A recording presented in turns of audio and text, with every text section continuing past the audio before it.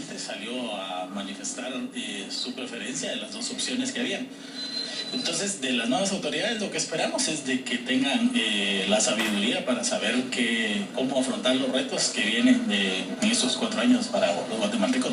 Bueno, de las nuevas autoridades se espera mucho, ¿verdad? Como seguridad, que terminen con las extorsiones que nos tienen a todos hincados, que la corrupción es muy alta. La situación del país es catastrófica. Es esperable que este gobierno se vaya. No le queda otra opción.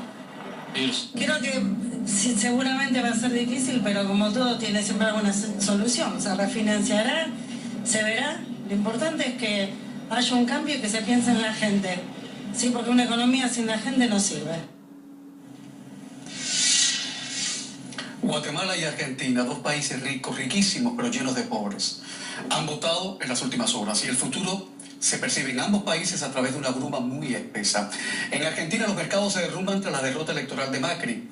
En el mercado cambiario local, el dólar ha saltado en las últimas horas como una liebre enloquecida. Los macristas echan mano del miedo, del desplome, para advertirle a la gente lo que podría ocurrir si el peronismo regresa. Sombrío el panorama hasta las elecciones definitivas de octubre. Y en Guatemala puede que sea más de lo mismo. En medio de una bulia electoral escandalosa, un político conservador gana las elecciones. Alejandro Giammattei se le considera de alguna manera el heredero político de Jimmy Morales. Y ya sabemos lo que ha resultado Jimmy Morales para Guatemala. Me pregunto, ¿es eso lo que Guatemala necesita? ¿Es eso lo que Guatemala merece? Comienza Camilo, que hablando se entiende la gente.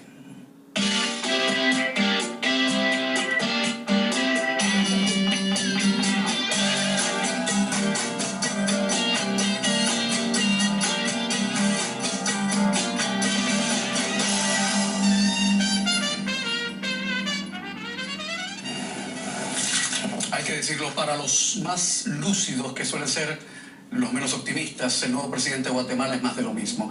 Para los más cándidos, que tienen derecho a hacerlo, es una nueva oportunidad para adecentar, para sanear el país.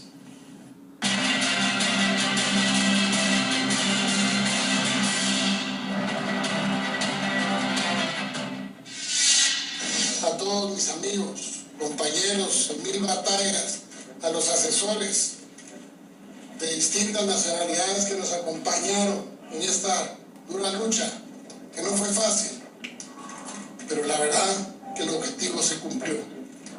Hoy, de veras, con un nudo en la garganta, 12 años después, vengo a decirles, para mí, este humilde servidor, este humilde ciudadano de Guatemala, va a ser un inmenso honor ser el presidente del país al que amo tanto.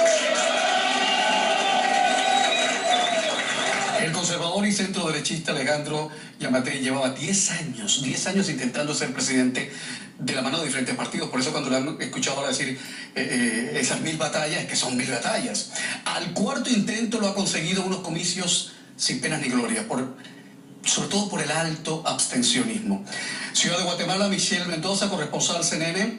Buenas noches, bienvenida. Cuéntanos, por favor, quién es este señor tan persistente. Un gusto saludarte, Camilo. Pues bien, te voy a contar quién es Alejandro Giammattei, quien para los expertos pues ha cambiado, no son 10, son 12 años los que él ha tratado de buscar un puesto como funcionario público. Inicialmente 2 veces trató de llegar a la alcaldía de la capital guatemalteca y 4 veces para lograr la presidencia. Esta vez lo logró con un apoyo de más del 58%. Pero ojo, lo que tú mencionabas, ¿no? El abstencionismo, porque eran más de 8 millones de guatemaltecos los que estaban llamados a votar a las urnas, pero se contó con un abstencionismo de más del 58%, lo que oscila más o menos unos 3 millones de guatemaltecos los que decidieron quién iba a ser el presidente de Guatemala en los próximos años. Alejandro Giammattei fue en su momento el director del sistema penitenciario de su país, un tema bastante controversial que lo hizo encontrarse incluso con los tribunales de justicia, pero fue absuelto.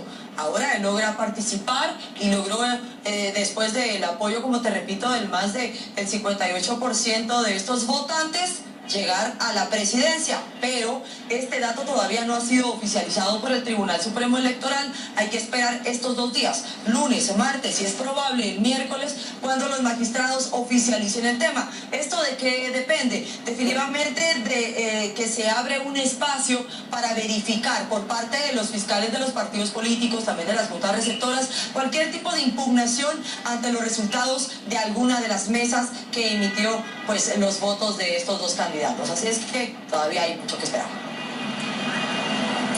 Michelle, por favor, ¿a qué achacan los analistas el alto nivel de abstencionismo? Porque se decía que se esperaba, por ejemplo, entre los indígenas, gente del campo, que podían decir, no, estamos aquí hasta el último pelo de lo que hacen los políticos en la capital.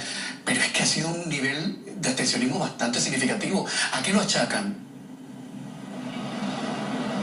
De hecho, hacen un comparativo con un par de décadas atrás, ¿no? Cuando en un momento hasta un 35% de participación. Es la segunda vez en la historia de Guatemala, según los expertos, que se da un abstencionismo de tal magnitud. Pues lo que estos mismos expertos han manifestado es que muchos guatemaltecos no estaban conformes con estos 2 candidatos, tanto con Sandra Torres. Recordemos, ella fue la 3ª vez en la que participó, inicialmente pues siendo ex primera dama de la nación, luego con el presidente Jimmy Morales, con quien perdió, y esta vez, que también es un dato que vale la pena resaltar, en 1985 en la historia de Guatemala, en ese momento y ahora, que sería la segunda vez que sucede, un candidato como Sandra Torres, por ejemplo, el 16 de junio ganó esa primera vuelta electoral, pero ahora en la segunda vuelta lo ha perdido con una diferencia bastante grande. Entonces, pues hay muchos detalles que resaltar, pero lo que sí te puedo decir y que se ha visto reflejado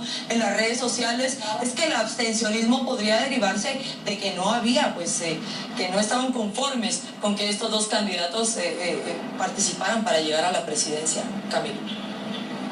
Colega Michelle, una pregunta que pendula entre el morbo y la curiosidad. El ganador de las elecciones presidenciales en Guatemala ha dicho si planea o no renovar el mandato de la Comisión Internacional contra la Impunidad, que expira, por cierto, en septiembre, o si va a ser como Jimmy Morales, que se deshizo, que echó del país a esa comisión. Ok, Camilo, aquí hay un factor. Y de hecho ya el reloj, como coloquialmente le decimos, de arena ya se le dio vuelta, ¿no? Porque el 3 de septiembre es cuando finaliza el mandato de la CICIG. Lo que sabemos hasta este punto y que se le preguntaba a ambos candidatos durante estas últimas semanas era qué iba a pasar con la CICIG, ¿no? Porque también hay algunos recursos en la Corte de Constitucionalidad que podrían evitar que ellos sean expulsados como lo quería el mandatario Morales, pero ambos se han manifestado en contra de la permanencia de la CICIG. Camilo, ese podría ser uno de los temas que quede más claro en las próximas horas, puesto que Alejandro Yamatei va a brindar a CNN una exclusiva, y allí es donde podríamos conocer definitivamente si está o no a favor y cuál sería ese proyecto que hay detrás, porque la CICIG cuenta actualmente con un 72% de la aprobación de la población guatemalteca, Camilo. Michelle Mendoza, muchísimas gracias por ese informe. Atención a la prensa internacional, atentos a nuestra pantalla, que puede haber revelaciones del nuevo presidente de Guatemala. Gracias, Michelle. Guatemala es el 9º país más violento del planeta. Según datos oficiales, casi el 60% de la población vive en la pobreza, y algunos son pobres de solemnidad, pobreza paupérrima. La desnutrición crónica afecta en estos momentos al 46% de los menores de 5 años. Es el único país de América Latina que no ha logrado reducir la pobreza en los últimos 20 años, pese o al margen de que la economía guatemalteca es una de las economías que ha tenido un crecimiento extraordinario en los últimos años, incluso comparado con el resto de América Latina, va como un tren que nadie puede parar. Saludo al señor Juan Pablo Carrasco, presidente de la Cámara Americana de Comercio en Guatemala, actual vicepresidente de la Asociación de Cámaras de Comercio Americanas de Latinoamérica. Bienvenido. Alberto de Aragón, analista político, se ha involucrado en 52 campañas electorales de diversa índole, ha publicado libros y documentos de investigación y análisis políticos para la OEA y varias universidades regionales. ¿Cómo está usted? Muy bien, gracias a Dios. Bienvenido, señor. Muchas gracias, Camilo. Veo que viene así medio... Eso no fue por las elecciones, ¿no? Ese abrazo... Discutiendo conmigo. Ni discutiendo con el señor. Porque hay que decir que fueron elecciones sin sobresalto, ¿eh? No, gracias a Dios no pasó nada. Morales le ha dejado una papa caliente a Yamatei. El acuerdo de tercer país seguro que ya está firmado y que garantiza a Washington que Guatemala le va a detener la emigración centroamericana hacia Estados Unidos. Hay que decir que muchos guatemaltecos rechazan este acuerdo, no les gusta.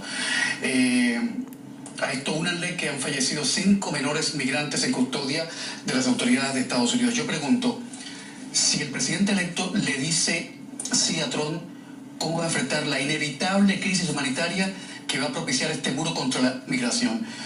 Guatemala no va a poder echarse eso encima, ¿o sí? Yo creo que no está escrito en piedra. Yo no creo que probablemente no llegue a darse el acuerdo, aunque Jimmy ya lo firmó, pero no está, creo que está todavía por ser aprobado por ciertas instancias, etc. Es controversial, o sea, yo creo que lo aprobó con ciertas presiones que se le pusieron. No se sabe cuáles son los beneficios que en cambio debe recibir. Es una negociación que no se le ha explicado al pueblo de Guatemala, a no ser que mi querido amigo licenciado tenga más información. Yo creo que está difusa la situación.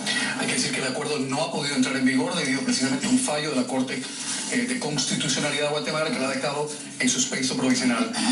Señor Carrasco, suerte prenda, que a lo mejor usted tiene información privilegiada. ¿Qué ganaría, qué le daría Trump a Guatemala si Guatemala acepta ese acuerdo? Bueno, ahorita el principal beneficio que se tiene contemplado como parte de este acuerdo marco es que los guatemaltecos puedan aplicar a lo que se conoce como la visa HA2, que es una visa de migración temporal hacia los Estados Unidos, que está contemplado que sea para el sector agrícola, como primer paso. Entonces va a permitir una migración regular. ¿Y cuántas visas pediría el gobierno de Estados Unidos? No le pondría límite al número de visas, que ahorita está limitado. El año pasado únicamente aplicaron a 7,000 visas guatemaltecos y estaba extremadamente limitado. Este acuerdo pues le quita el límite. Se tiene contemplado que se amplíe para el sector de construcción y el sector de servicios como hotelería, restaurantes y demás, de poder ponerse en práctica. Eso estaría chévere, ¿no? Sería algo positivo para los guatemaltecos. Y recordemos que no aplica este acuerdo para guatemaltecos, sino que principalmente está diseñado para salvadoreños y hondureños.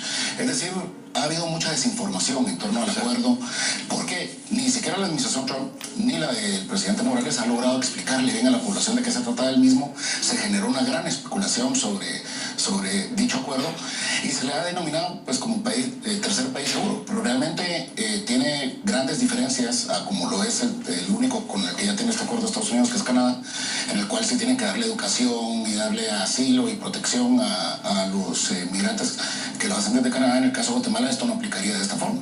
Es decir, no es que en Guatemala se vayan a tener que dar detenidades, por ejemplo, o que vayan a tener que Guatemala darle beneficios de salud, de educación, alimentación, sino que sencillamente pues pueden permanecer en forma regular en Guatemala. Es lo que se ha pedido de esa gente que estamos hablando de gente que puede llegar a cientos de miles, van a estar como zombies en Guatemala, sin permiso de trabajo, sin asistencia médica, sin ninguna garantía ciudadana.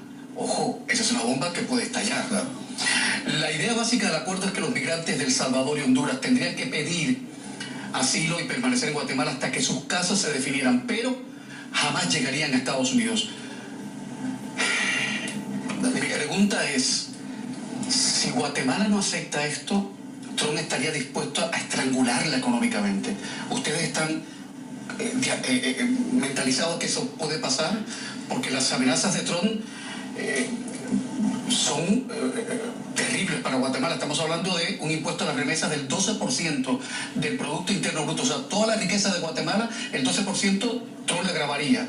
Impuestos a las exportaciones del 5% del Producto Interno Bruto. Guatemala no aguantaría eso. Claro. Yo creo que es por eso que firmó. Pero no se ha hecho un balance, creo yo, entre los beneficios de antiperjuicio. Había que hacer una tabla, ¿no?, para determinar qué recibimos a cambio de qué.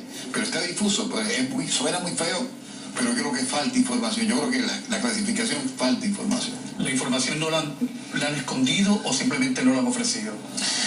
En los que estaban en el proceso de negociación del acuerdo no hicieron ninguna socialización del mismo en ninguna de ambas administraciones. Eso generó que se generara mucha especulación y que se involucrara la Corte de Constitucionalidad, que sin información pues vino y emitió un fallo y emitió una decisión sin haber conocido todavía los detalles de dicho acuerdo. Eso fue lo que generó la gran polémica dentro de Guatemala. Y recordemos que en Estados Unidos hoy Guatemala está en el ojo del huracán de la discusión política entre demócratas y republicanos. Y los demócratas también criticaron el acuerdo porque tampoco conocían detalles del mismo. Y llegó recientemente Nancy Pelosi a Guatemala a exponer su desacuerdo con el mismo, pero también no tenía mayor información sobre el mismo. Es una cosa... Al final te risa para no llorar, porque a nuestra edad llorar en cámara ya es demasiado. O sea, están vendiendo un acuerdo a un país y ninguno de los dos grandes partidos de este país, de los Estados Unidos, sabe realmente de qué se está hablando, de qué diablos se está hablando. Es vergonzante, es penoso y es escandaloso.